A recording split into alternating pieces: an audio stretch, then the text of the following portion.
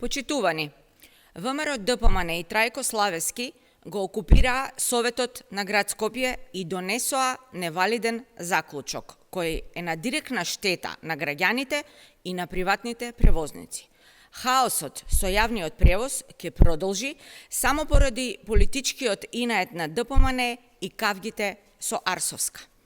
Наместо решение на проблемот со приватните превозници и прифаќање на предлогот на членовите на Советот од СДСМ и коалицијата, во Советот на град Скопје на сила се усвои невалиден заклучок кој што не може да се реализира. Прво, затоа што е донесен без потребниот кворум од 23 членови на Советот.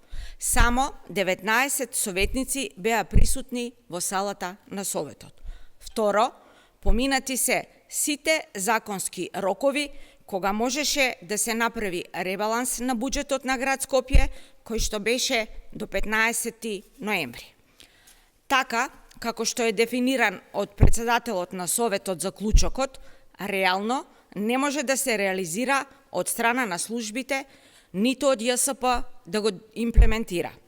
Затоа, сите раководители на сектори доставија допис дека таков заклучок и таква одлука е кривично дело и нема да може да се реализира.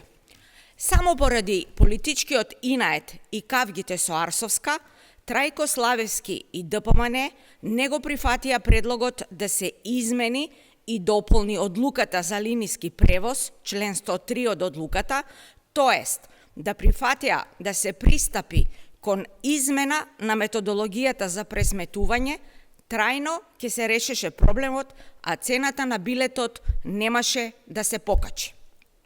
Поради ваквиот однос на Славевски и ДПМН, приватните превозници се изманипулирани, а граѓаните на Скопје оставени сами на себе со хаосот во градскиот превоз. Ви благодарам.